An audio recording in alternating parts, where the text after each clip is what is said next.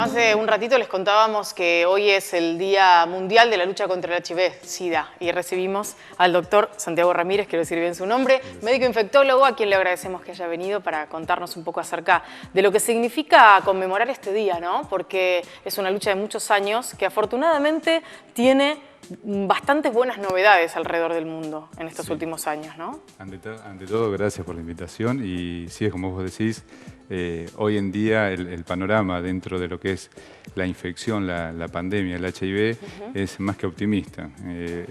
Los avances que hemos tenido no se han detenido en ningún momento y por suerte siguen produciendo novedades y cada vez esas novedades nos ayudan a tener una población que está con esta infección y que está en muy buenas condiciones, sin ningún tipo de complicaciones y con una sobrevida excelente. ¿Es real el dato que surge de algunos medios y demás acerca de que es la peor pandemia de la historia, si uno la analiza entendiendo lo que significó el inicio de la enfermedad, el desconocimiento probablemente y el contagio excesivo en los primeros años? No sé si es la peor, que es realmente afecta a todo el mundo y que ha crecido enormemente en los últimos años, es verdad. Claro. Lo que también hay que saber es que es diría que la única enfermedad que la ciencia avanzó tanto y tan rápido en estos años para conseguir, todavía no la cura, pero sí medicamentos que la pueden controlar perfectamente. Claro. Vamos a compartir, yo le propongo al doctor y les propongo a todos ustedes una serie de placas que hemos preparado en producción con datos para que podamos debatirlos con él y que nos vaya contando punto a punto de qué se tratan estos datos y si estamos acertados, bueno, qué pasa con estas cuestiones, ¿no? En Argentina hay 69.000 personas que reciben tratamiento, 7 de cada 10 se atienden en el sistema público, anualmente se producen entre 6.000 y 6.500 nuevos diagnósticos. 126.000 personas tienen el virus, un 30% lo desconoce. Estos datos son así. Son datos, en realidad muchos de los datos son suposiciones. Hay datos oficiales que son parte de lo que ustedes están mostrando, datos que se publican en el boletín epidemiológico del Ministerio, datos que se recolectan de todo lo que nosotros notificamos diariamente. Es verdad, estipulamos que hay entre 110.000 y 130.000 infectados en nuestro país.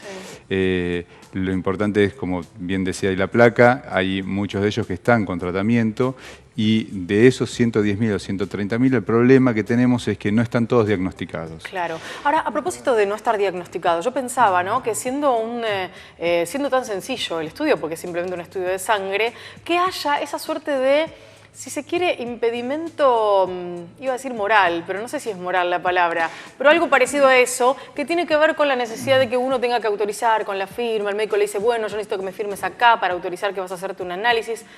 ¿No debiera formar parte de los análisis naturales que uno se hace? Sí, nosotros hoy estamos tratando de que se ponga dentro de los análisis de rutina, que uno lo pida como un análisis más. El concepto en el cual se había formado esto de notificar con códigos y con cierta restricción a ciertos grupos, ciertas patologías, deviene de la época donde esto era una enfermedad mortal, era de ciertos grupos de riesgo.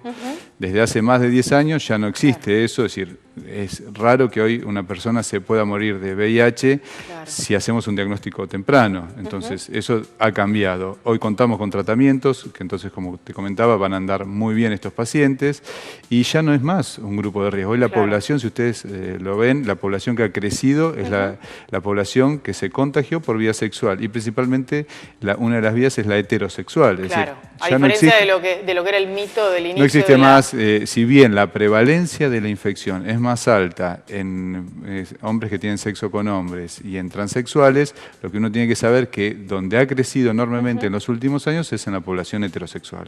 Es decir, todos estamos expuestos y el hecho de tomar conciencia de que nos puede pasar a cualquiera de nosotros, que no hay algo que nos pueda impedir contagiarnos si tenemos relaciones sexuales, excepto cuidarnos con el preservativo, hace que hoy necesitemos hacernos el chequeo. Es decir, necesitamos llegar al diagnóstico no con lo que llamamos diagnósticos tardíos. Es decir, no llegar al diagnóstico cuando yo encuentro un paciente con síntomas de lo que es el síndrome de inmunodeficiencia avanzados, adquirida. digamos, en ese sentido. Es ¿Y cómo es? Tengo muchas preguntas para hacerle, a lo mejor no quiero ir derivando de las cosas que me va contando, pero digo, ¿cómo es el tratamiento cuando uno se encuentra con un paciente avanzado? Porque me imagino que los efectos deben ser, en cuanto a los avances, bastante más dificultosos a la hora de lograr una mejoría y probablemente tardíos en muchos sentidos, ¿no? El problema de diagnosticar tardíamente un paciente es que el tratamiento va a poder volver para atrás esa inmunodeficiencia que tiene el paciente, pero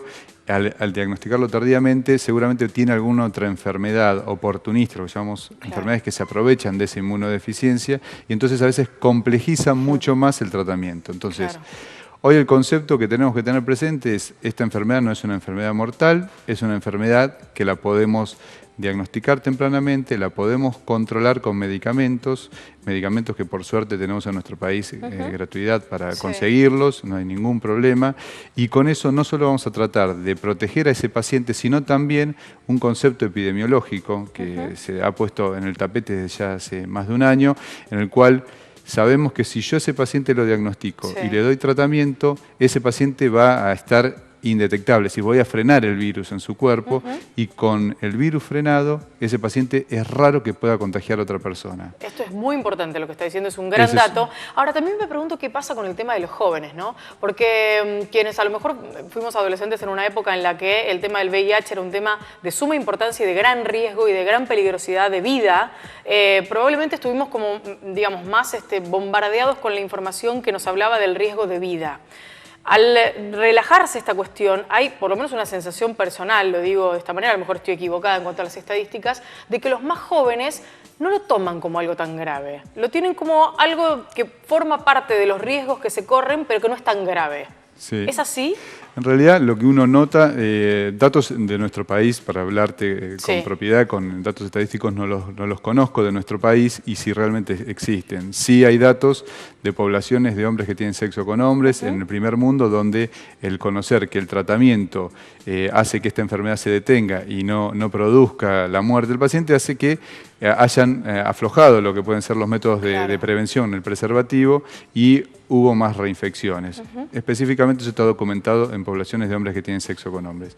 En nuestro país, lo que uno ve en la práctica diaria es que los adolescentes lo tienen internalizado el tema del preservativo. Obviamente siempre sentimos que falta la información, como por ejemplo saber que practicar sexo oral también puede, si bien el riesgo es muy bajo, puede transmitir la enfermedad. Son datos que por ahí la población más joven no lo sabe, pero la que estamos notando que ha crecido en los últimos años es la población, que parezca mentira, por arriba de los 40, 45 años. Una población en la cual por ahí el preservativo ya no era una herramienta que usaban porque antes por ahí estuvieron en parejas estables. O como una falta de costumbre, digamos, en cuanto a lo cultural, entonces, o sociocultural. Eso ha llevado a que ese grupo etario haya crecido en los nuevos diagnósticos que hemos tenido en VIH. Y esto se da, digamos, en cuanto a prevalencia, ¿no?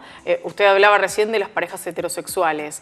¿Se da en personas solas o hablamos de parejas constituidas? Porque, digo, en muchos casos me parece que hay una cuestión de falta de diálogo entre las personas a la hora de no sé, contar lo que a uno le pasa, lo que vivió, con quién estuvo, qué hizo antes de conocer a esa otra persona, ¿no? Seguro, yo creo que todos tienen una historia, todos tenemos una historia sexual. Obviamente lo importante es cuando uno genera un nuevo vínculo, en ese vínculo si pretende no utilizar el preservativo como método de barrera, deberíamos hacernos un chequeo, no solo para HIV. Hay que tener en cuenta que HIV es una de las patologías que podemos contagiarnos por vía sexual, pero hay otro tipo de infecciones. El HPV, por ejemplo, es tremendo. Sífilis, vemos mucho crecimiento de sífilis en los últimos tiempos, hepatitis B, hepatitis C, es decir, hay una serie de enfermedades que se pueden transmitir por vía sexual y que está bueno que podamos hacer una prevención. Entonces, lo que uno recomienda siempre es hacerse este chequeo, hacerse el análisis del VIH junto con otras enfermedades de transmisión sexual, porque tanto sífilis como hepatitis B y C son patologías que muchas veces no dan ningún síntoma, ninguna manifestación clínica que uno pueda sospechar que ese paciente lo tiene. Entonces, recomendamos siempre que se puedan hacer ese tipo de chequeo. Una de las posibilidades siempre es con las mujeres en los chequeos ginecológicos anuales. Lo que pretendemos hoy es que también se puedan testear los hombres, porque es mucho más difícil encontrar el momento donde el hombre puede acercarse al sistema de salud y hacerse un estudio. ¿Por qué? Esto ya es una pregunta casi personal, le diría, pero digo, ¿por qué les cuesta tanto a los hombres ir al médico? No sé. ¿Por qué hay esa prevalencia Es en cuanto a negarse a hacerse un estudio? Digo, es un clásico que uno hable con un amigo, con un pariente, con parte de la familia, que diga, no sé cuándo fue la última vez que me hice un análisis de sangre. Seguro. Pero es muy impresionante eso. Pasa, y bueno, eso es uno de los escollos que tenemos hoy para poder llegar a hacer diagnóstico. Nosotros lo que estuvimos haciendo en el día de hoy, por eso el color rojo que vengo incendiado, es porque estuvimos todo el día haciendo un testeo en el Parque Cívico de la localidad de Berisso. En Berisso, exactamente. Lo que se hizo fue utilizar una herramienta que nos permita acceder a lo que estabas planteando. Claro. Poder ofrecerle a la gente un testeo inmediato, rápido, para ese hombre que pasa, que viene del trabajo, y por ahí se toma 10 minutos para tener información y testearse. ¿Y cómo es ese testeo? Es muy sencillo, es una nueva herramienta que el Ministerio la está poniendo en práctica en poca cantidad para los hospitales públicos, y bueno, por ahora creemos que esto tiene que ir creciendo a lo largo del tiempo. Son estudios en los cuales uno con una gota de sangre, como si fueran los test de embarazo, con una gotita de sangre, en 10 minutitos podemos saber, se llaman pruebas de tamizaje, quién puede tener y quién no. Bien, es un cálculo de probabilidades en rigor, de verdad. Es lo que llamamos antes la prueba de ELISA, o que por ahí han escuchado, que es la prueba lo que llaman pruebas de tamizaje. De esas pruebas, los que dan positivos, tenemos que salir a confirmarlos con otros análisis para ver si realmente está el virus.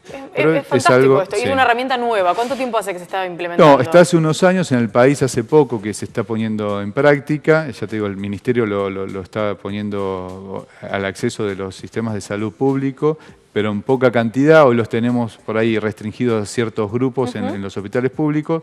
Nosotros estuvimos trabajando con ONG que nos permiten acercarnos a estos test y poder utilizarlos masivamente, y dándole accesibilidad a la gente al estudio. Y realmente hoy nos fue muy bien. Qué buena información esta.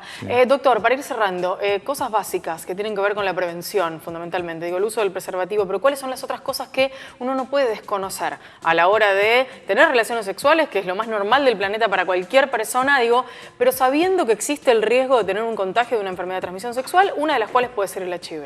Sí, la recomendación es lo que charlamos siempre. Si son relaciones que van a ser ocasionales, el preservativo tiene que estar cuanto antes se pueda poner en la relación, mejor. Siempre eso lo planteamos.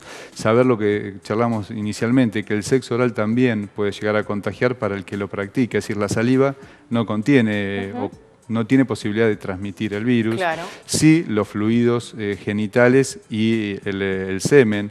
Entonces, tanto para el hombre como para la mujer, si practican sexo oral, puede correr algo de riesgo. Saber que es necesario que todas las embarazadas se puedan testear, saliendo un poco de lo que es la actividad sexual. Deberíamos testear a todas las embarazadas. Todavía, lamentablemente, llegan algunas embarazadas al sistema público que no tienen algún testeo hecho, y sabemos que hoy podemos evitar la transmisión vertical. Y evitar que esa criatura chico nazca enfermo. Así que, y sobre todo, siguiendo en esa línea, es importante que las embarazadas, después de tener familia en el puerperio, vuelvan a hacerse un HIV. Bien, muchísimas gracias por haber venido, por habernos contado estos datos y por trabajar en la difusión, que es lo más importante. Gracias.